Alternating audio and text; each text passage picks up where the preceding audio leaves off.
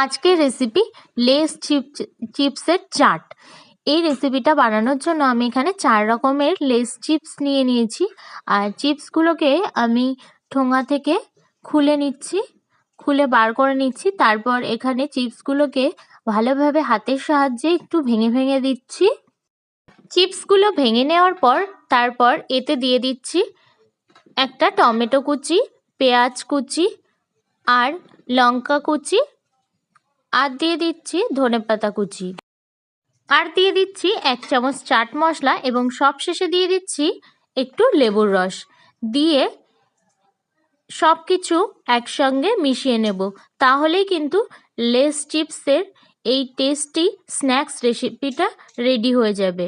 রেসিপিটি ভালো লাগলে অবশ্যই একটা লাইক করে দিও আর চ্যানেলটিকে সাবস্ক্রাইব করে দিও আরও নতুন নতুন রেসিপি ভিডিও দেখার জন্য।